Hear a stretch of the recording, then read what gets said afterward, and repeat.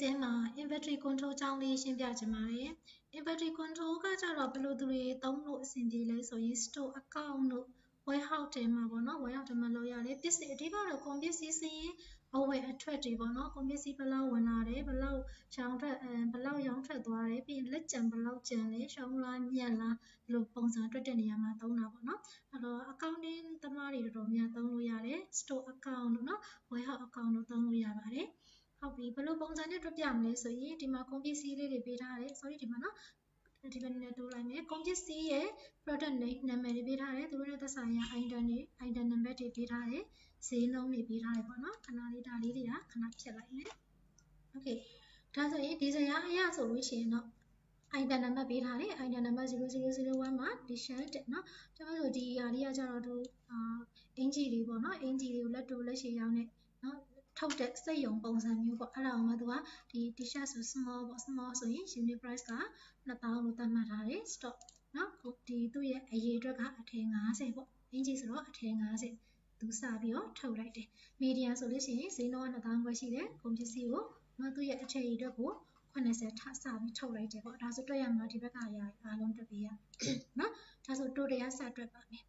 total ကကြတော့ဘာအတွက်လဲဆိုလို့ရှိရင်အခုဒီ ID နဲ့ပတ်သက်တဲ့နော်သူ့ရဲ့ product name က t-shirt small ဆိုလို့ရှိရင်ဈေးနှုန်းက2000ကို stock ကုန်ပစ္စည်းကသူ့ရဲ့အရေးအတွက်က50ရှိတယ်ဒါဆိုစုစုပေါင်း total ငွေအမောင်းတွက်ခိုင်းတာနော်ငွေမဘယ်လောက်ရှိလဲတဲ့ဒါဆိုမြောက်ပေးလိုက်ရုံပဲပေါ့မြောက်ကြည့်မယ်နော်ညချင်းနော် price နဲ့အမြောက် store နဲ့မြောက်ပေးလိုက်ရင်ရပြီနော်ပြီးရင် control enter နဲ့ပေးလိုက်မယ်ဒါဆိုရင်လက်ရှိဒီဈေးနှုန်းနဲ့ဒီအထည်ရည်အတွက်နဲ့ဆိုရင်ဝင်ရမယ်ရမယ်ငွေပမာဏအမောင်းက10သိန်းနော်သက်ဆိုင်ရာနော်အမောင်းတွေထွက်လာပြီကဲဒီဘက်ထဲမှာ stock ကကြတော့ဗာလဲဆိုရှင်ရောင်းထွက်သွားတဲ့အရေးအတွက်ပေါ့သူကလက်ရှိဒီ t-shirt small မှာဆိုလို့ရှင်ရှိတာကအထည်50ရှိတယ်နော်အထည်50ဈေးနှုန်းတွက်ထားပြီးသား sorry ဈေးနှုန်းပေါ့နော်ဈေးနှုန်းကရှိပြီးသားသူ့ရဲ့စုစုပေါင်းငွေပမာဏကိုလည်းတွက်ထားပြီးသားအဲဆိုတကယ်တမ်းရောင်းထွက်သွားမှာဘယ်နှစ်ခုရောင်းထွက်မလဲဆိုတာကိုတော့ကိုယ့်ဘာသာကိုသတ်မှတ်မယ်နော်အစင်ပြီးလို့သတ်မှတ်နော်ဒီမှာ10 20 30ခွက်ကိုအစင်ပြီးလို့သတ်မှတ်ပါအလောဆယ်တော့10ခုစီရောင်းထွက်ကြည့်ကြည့်အောင်နော်ဒီ item တစ်ခုချင်းစီပေါ်မှာ10ခုစီရောင်းထွက်ကြည့်လိုက်မယ်ဒါဆိုဒီမှာ selling price တောင်မှမပေးထားလိုက်ရအောင်နိုင်နော် selling price ပြန်ရိုက်ထည့်ပေးမယ်ဒီမှာရိုက်ထည့်ပေးထားပြီနော်ဟုတ်ပြီဒါကတော့ sale price ဆိုတာကျတော့ selling price ပေါ့နော်ဒီ accounting သဘောတရားအသုံးအနှုန်းလေးဆိုတော့ selling price ပေါ့နော်တကယ်ရောင်းဈေးပြောမယ်ဆိုရင်ဒီ unit price က original price ပေါ့မူလဈေးနှုန်းပြောမယ်ဆိုရင်စက်ရုံတိုင်းရဲ့ဈေးနှုန်းက item တစ်ခုချင်းစီအတွက်ကိုဈေးနှုန်းတွေကဒါရှိတယ်နော်ဒါကြတော့ selling price ကိုတကယ် customer ရှိကိုပြန်ရောင်းတဲ့ဈေးဈေးနှုန်းလေးပေါ့နော်ဒါဆိုလို့ရှိရင် sale amount တက်ပေးရမယ်ဒီမှာ SAE ဖြစ်နေ SAL လေးနော်ဟုတ်ပြီ sale amount တက်မယ်ဆိုလို့ရှိရင် selection ပေးရအောင်နော်တကယ်ရောင်းထွက်သွားတာက item number 0001မှာ10ခုရောင်းထွက်သွားတယ်ဘယ်ဈေးနှုန်းနဲ့ရောင်းထွက်သွားလဲဆိုရင်ဒီဈေးနှုန်းနဲ့2000ခွဲနဲ့ရောင်းထွက်တာဒါဆိုလို့ရှိရင်လည်း sale amount ကမြောက်ပေးရမယ်ဆိုတော့ညီမချင်း stock ကနော်ရောင်းထွက်သွားတဲ့အရေးအတွက်နဲ့အမြောက်လက္ခဏာနော်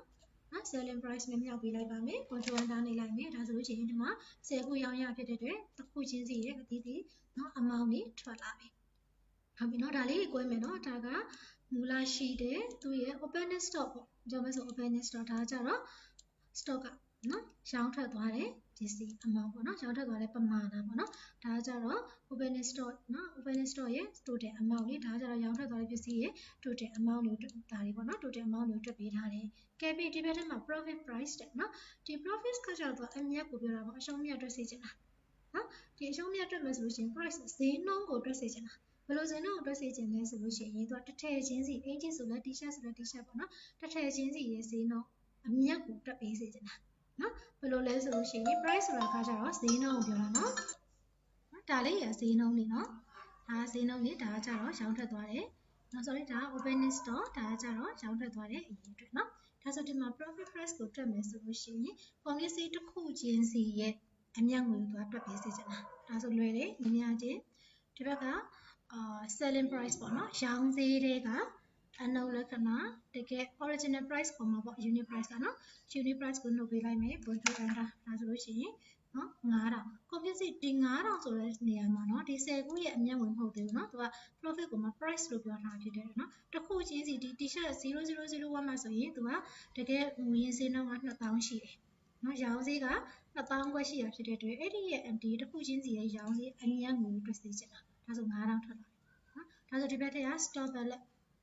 stock ဆိုကုန်ပစ္စည်းလက်ကျန်ပေါ့နော်ပစ္စည်းလက်ကျန်အကယ်၍သွားအထည်50ရှိအောင်10တဲ့ရောင်းထွက်တော့ဒီမှာအထည်40ကျန်ပြီပေါ့ဒါကိုတွက်စေချင်တာနော်ဒါဆိုရင်ညီမကြီးရောင်းထွက်သွားတဲ့ sorry ဒီမှာရှိနေတဲ့ opening stock ဒီကုန်ပစ္စည်းအရေးအတွက်ထဲကနေပြီးတော့အနောက်လက္ခဏာ stock ကရောင်းလိုက်တဲ့အရေးအတွက်ကိုနှုတ်ပေးလိုက်မယ်ပြီးရင် control enter ဒါဆိုရင် item တစ်ခုချင်းစီရဲ့ကုန်ပစ္စည်းလက်ကျန်အသီးသီးထွက်လာပြီရပြီနော်ကဲပြီးဒီဘက်ထက်မှာ profit or loss နော်အရှုံးမြတ်တွက်မယ်ရှုံးမြတ်တွက်မယ်ဆိုလို့ရှိရင်ရှုံးလားမြတ်လားတွက်ဖို့အတွက်ကြတော့ဒီနေရာမှာနည်းနည်းစဉ်းစားဖို့ရှိမယ်နော်ဘာကြောင့်လဲဆိုတော့သူကဒီ ID နံပါတ်တစ်ခုလေးကိုကြည့်မယ်နော်ဒီတစ်ကြောင်းလေးပဲကြည့်လိုက်ကျန်တာရတော့ series size 3မှာဆိုတော့အရင်စဉ်းစားစရာမလိုဘူးဒီမှာ item number 0001မှာဆိုလို့ရှိရင်သူစထုတ်လိုက်တာအထည်50အထည်50ထုတ်လိုက်တာဈေးနှုန်းက2000နဲ့နော်ရှိတာကဈေးနှုန်း2000နဲ့ရောင်းမယ်ဆိုလို့ရှိရင်10ဈေးအဲ့တော့ရောင်းထွက်သွားတာ10ခုလေးအခု50လုံးရောင်းထွက်တာမဟုတ်ဘူး10ခုလေးရောင်းထွက်သွားတာနော်ပုံမှန်ဆိုရင်ဘယ်လိုတွေးမလဲဆိုလို့ရှိရင်ဟုတ်ပြီဒီ sale amount တွေကဒီ total ကိုတွားပြီးနှုတ်နေပေါ့ဒီလိုမျိုးလဲသုံးကြမှာပဲเนาะဒါဆိုစဉ်းစားအဲ့လိုမျိုးလဲစဉ်းစားလို့ရတယ်ဘယ်လိုရှင်းနေမှာပဲစဉ်းစားလို့ရလဲဆိုရင်ဒီမှာအထည်50 open နဲ့စဖွင့်ထားတယ်ရောင်းထွက်သွားတာလည်းအထည်50ဆိုတော့ okay တယ်ဒီ sale amount တွေက total နှုတ်ပြလိုက်လို့ရှိရင်เนาะဒီမှာသူကအမြတ်ထွက်ပြီပေါ့နော်အရှုံးလားအရှုံးမြတ်ထွက်ပြီးဘလောက်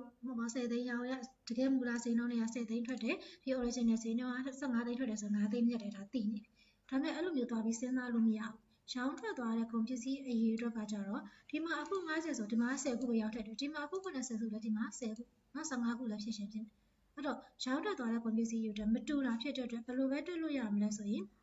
ဒီဈေးနှုန်းပေါ့နော်ဈေးနှုန်းပေါ်မူတည်ပြီးတော့ပဲတွေ့လို့ရတယ်ဟုတ်ပြီနော်ဘယ်လိုလဲဆိုရင်ဒီရောင်းထွက်သွားတာ10ခုအဲ့ဒီ10ခုနဲ့ profit price နဲ့တွားပြီးညှောက်ပေးလိုက်တယ်ဆိုလို့ရှိရင်အဲ့ဒီ10ခုရဲ့အမြတ်ငွေထွက်လာပြီတွက်ကြည့်မယ်နော်ဒီမြတ်ချင်းနော်ဒီ profit price ပေါ့နော်ဒါကိုရင်းနေလဲရတယ်နော်တကယ်ရောင်းထွက်သွားတာ10ခုညောင်းလက္ခဏာတစ်ခုချင်းစီရဲ့အမြတ်ငွေတွက်ထားတာကဒါပြီး control enter လုပ်ကြည့်ဟုတ်ပြီနော်ကဲဒါဆိုဒါလေးတစ်ချက်ပြန်ကြည့်ကြည့်မယ်နော်ရောင်းထွက်သွားတဲ့တကယ်ရောင်းထွက်သွားတဲ့ကုန်ပစ္စည်းအရေးအတွက်ကိုပဲတွက်လို့ရမှာပေါ့နော်10ခုရောင်းထွက်သွားတဲ့ selling price ဒီဈေးနှုန်းနဲ့နော်ရတဲ့အမောင်စုစုပေါင်းတော့ဒီလောက်ရလိုက်တယ်သူ့ရဲ့အမြတ်ငွေကဒီပေါ်မှာ10ခုပေါ်မှာ9000အမြတ်ငွေရှိတယ်လို့ပြောထားတာဘာကြောင့်လဲဆိုတော့သူ့ကိုဒါဒီမှာ10ခုရောင်းရတယ် original ဈေးနှုန်း2000နဲ့ပဲဆိုတော့2သိန်းခွဲ2သိန်းပဲရမှာတော့ selling price 2သိန်းခွဲဈေးနှုန်း sorry 2000ခွဲဈေးနှုန်းနဲ့ရောင်းတာဖြစ်တဲ့အတွက်2သိန်းခွဲရောင်းလိုက်တယ်10ခုပေါ်မှာအမြတ်ငွေ9000ရတယ်ဒီလိုပဲတွက်လို့ရတယ်ဟုတ်နော်ကဲအဲ့ဒါဆိုလို့ရှိရင်ဒီဘက်က status ကကြတော့ချုပ်ကြတော့ status နေရာမှာ remark လို့လည်းရေးကြည့်ကြမယ်နော်တကယ်ဒီမှတ်ချက်ပေါ့ဘယ်လိုလဲဆိုလို့ရှိရင်ဒီကုန်ပစ္စည်းလက်ကျန်ပေါ်မူတည်ပြီးတော့ကိုကကုန်ပစ္စည်းကို order မှာတင်ပြီလားနော်ကုန်ပစ္စည်းဥပမာအနေနဲ့10ခုအောက်ရောသွားတဲ့ကုန်ပစ္စည်းတွေကို order မှာပေါ့ဒါမှမဟုတ်လေအခု20အောက်ရောသွားတဲ့ကုန်ပစ္စည်းတွေကို order မှာအဲ့လိုမျိုးသတ်မှတ်ရှင်နေဆိုလို့ရှိရင်သူ့ကို function တစ်ခုသုံးပြီးသတ်မှတ်လို့ရပါတယ် if function လေးသုံးပြပေးမယ်နော် if function ကြောင့်တော့အသေးစိတ်ကြီးတော့တခုတကမပြောတော့ဘူးနော် if function ကြောင့်သိချင်တယ်ဆိုလို့ရှိရင်ရှေ့မှာတင်ပေးထားတဲ့ video file ကြီးရှိရင်နော်ဝင်ကြည့်လို့ရပါတယ်နားမလည်ရင်ပြန်မေးလို့ရတယ်နော်ခေတ်ဒါဆိုရင် selection ပေးရအောင်ဘလို့ရှင်းနေမှာပါပေါ်စီခြင်းလဲဆိုတော့ကုန်ပစ္စည်းလက်ကျန်ကဥပမာအနေနဲ့20အောက်လို့သတ်မှတ်လိုက်တယ်ကိုယ့်ဘာသာကိုကြိုက်တယ်လို့သတ်မှတ်ကြနော်ဒီမှာလောလောဆယ်20အောက်လို့သတ်မှတ်လိုက်မယ်အကယ်၍ stock balance ကကုန်ပစ္စည်းလက်ကျန်က20အောက်ရော့ခဲ့တယ်ဆိုလို့ရှိရင်ဒီနေရာမှာ order မှာပေါ့ဥပမာ reorder လို့ပေါ်စီခြင်းတယ်အဲ့လိုမှမဟုတ်ရင် stocking ပေါ့ကုန်ပစ္စည်းလက်ကျန်ရှိသေးတယ်အဲ့လိုပေါ်စီခြင်းနော်ဒါဆိုသတ်မှတ်ကြည့်မယ်နော်ဒီနေရာကြည့် if အကယ်၍နော်ကုန်ပစ္စည်းလက်ကျန်က20အောက်ဖြစ်တဲ့အတွက် less than 20ဟုတ်နော်ဒီကုန်ပစ္စည်းလက်ကျန်က20အောက်ဖြစ်ခဲ့လို့ရှိရင် comma value to ဆိုတာဒီသတ်မှတ်ချက်သာမှန်ခဲ့လို့ရှိရင်ဘာပေါ်စေချင်တာလဲဆိုတော့ order လို့ reorder လို့ပေါ်စေချင်တာ order မှာပါလို့ပေါ်စေချင်တာဆိုတော့ဒီ function တွေထဲမှာအပြင်ရိုက်ထည့်ရမယ့် character data စာတွေကို character data လို့ခေါ်တယ်နော် character data နှုတ်နဲ့ဒီလိုတပယ်ခုထည့်ရိုက်ထည့်ပေးရတယ်နော်အဲဆို RE ကဒီရ OR ဒီရပါနော် reorder လို့ရိုက်နော်အဲ့လိုပေါ်စေချင်တယ်ပြီးလို့ရှိရင် comma value for အဲ့လိုမှမဟုတ်ခဲ့လို့ရှိရင်ဘယ်လိုပေါ်စေချင်လဲလောဆယ် stocking လို့ပဲနော် STOCK stocking နော် stocking တော့တစ်ခုခုပေါ့နော်ကုန်ပစ္စည်းလက်ကျန်နေဆိုတဲ့စာသားလေးပေါ်စေချင်တယ်ဒီပွင့်ပြန်ပေးလိုက်မယ် control နဲ့နှိပ်လိုက်နော်ဒါဆိုဒီမှာ40ဆိုတော့သူက20အောက်မှာ reorder လို့ပြောတာဖြစ်တဲ့အတွက်ဒီမှာ10ခုဆိုတော့ reorder ဒီမှာ5ခုဆိုတော့ reorder လို့ပေါ်သွားပြီ ဟုတ်ပြီနော်အကယ်၍များဒီမှာရောင်းကြည့်ရအောင်အခု50ခွင့်ထားတာကိုသူက40လောက်ရောင်းကျင်တယ်40ရောင်းခတ်သွားမယ်ဆိုလို့ရှိရင်လေလက်ကျန်10ခုပဲကျန်တာဖြစ်တဲ့အတွက် reorder လို့တန်းပေါ်ပြီးသားကဲအဲ့တော့ဒီမှာ reorder နဲ့ stocking တွေကနည်းနည်းရောနေတယ်ဘယ်ဟာ reorder မှတိကျသေချာလိုက်ရှာနေရတယ်ပေါ့နော်အဲ့လိုမဖြစ်အောင်ဒီ conditional formatting လေးတွဲပြီးသုံးပြချင်တယ်နော်ဒါဆိုရင် selection ပေးလိုက်ပါ reorder ဆိုတဲ့စလုံးတွေ့ရတယ်အနီရောင်နော်အနီရောင်နောက်က color လေးဖြည့်ပေးပါလို့ပြောချင်တယ်ပေါ့နော်ဒါဆို selection ပေးထားအကုန်လုံးနော် style အုပ်စုနော် home tag တွေက style အုပ်စုတွေက conditional formatting နဲ့ကိုသွားမယ်ပြီးရင် highlight cell ကိုဝင်မှာ equal to အလွယ်ပဲ equal to သုံးချင်တယ်နော်ဒါဆိုရင်ဘာတွေ့ရင်လဲဆိုတော့RE ဟိုကဒီ reorder တွေ့ခဲ့တယ်ဆိုလို့ရှိရင်ဒီကိုသွားမယ်နော်ဒီမှာသူက ready to သုံးလို့ရတယ်နော်အကာလာလေးရှိပြီးသားစိတ်တိုင်းကြကာလာလို့ရှိရင် custom format ကိုသွားမယ်အရောင်ဖြည့်မှာဖြစ်တဲ့အတွက် fade ကိုသွားမယ်လောလောဆယ်အနီရောင်လိုချင်တယ်ပေါ့နော်အနီရောင်ယူလိုက်မယ် okay ဆိုရပြီဒါဆို reorder ဆိုတဲ့စလုံးကိုဒီအခု selection ပေးထားတဲ့နေလို့ရအတွင်းထဲမှာ reorder ဆိုတဲ့စလုံးကိုတွေ့တာနဲ့အနီရောင်နော် fade color ဖြည့်ပေးပါလို့ပြောလိုက်တာနော်နောက်ထပ် stocking အတွက်ကိုဖြည့်ပေးခြင်းလည်းရတယ်နော် color မဖြည့်ခြင်းလည်းသူ font color ပဲရှင်းခြင်းလည်းရတယ်ဒါဆိုနည်းနည်းကွဲသွား stocking တွေတွေ့ရဆိုလို့ရှိရင်ဘာရောင်ရှင်းစေခြင်းလဲလောလောဆယ်အပြာရောင်စာသားလေးရှင်းပေးပါလို့လုပ်ကြည့်ကြည့်အောင်နော် selection ပေးမယ် conditional formatting highlight zero equal to ကိုသွားမယ်ဒီဘက်ထဲမှာဘာသွားမလဲ stocking နော် stocking stocking ဆိုတဲ့စာသားကိုတွေ့တာနဲ့ဒီကိုသွားမယ် custom format ကိုသွားမယ်ဒီခါကျရင် layer color font color ဖြစ်တဲ့အတွက် font ကိုသွားလိုက်နော်ဘာရောင်ဖြည့်ခြင်းလဲဆိုတော့ဒီမှာရွေးမယ်ဘာရောင်ကြက်တောင်ရွေးမယ်နော်လောလောဆယ်လက်ပြရောင်လေးဖြည့်ပေးစေခြင်းနဲ့ပြီးရင်ထူထူဆောင်းဆောင်းလေးထားခြင်းနဲ့ပေါ့ဒီလိုလေးပေါ်စေခြင်းနဲ့နော်အကယ်၍ဒီ cell quad တွေထဲမှာ stocking ဆိုတဲ့စာသားတွေ့ရတယ်ဒီလိုပုံစံလေးပေါ်ပေးပါလို့ပြောပြီးသတ်မှတ်ပေးထားလိုက်တာနော်ကဲပြီး okay ကဲဒါဆိုရပြီနော် conditional formatting ဆိုတာဘယ်လိုအချိန်ဒီမှာဘယ်လို format ပေါ်ပါဆိုတာကိုကြိုတင်ပြီးသတ်မှတ်တဲ့အပိုင်းပေါ့နော်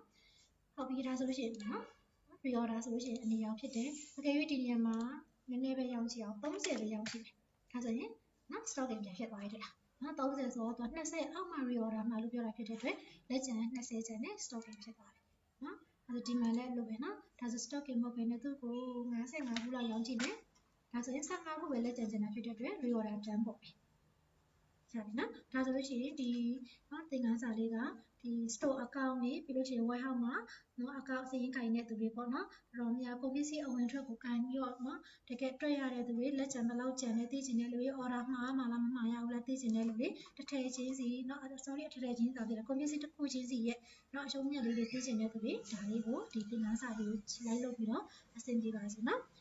အားလုံးကျေးဇူးတင်ပါတယ်နားမလည်ရရှိရင် page မှာလာပြန်မေးလို့ရပါတယ်နော်မြန်မာ interview ရဲ့အကြောင်းသားအားလုံးလည်းမေးလို့ရတယ်တစ်ခါမှမတက်ဘူးတဲ့သင်ခန်းစာတွေလည်းလာပြီးတော့မေးလို့ရပါတယ်နော်အားလုံးကျေးဇူးတင်ပါတယ်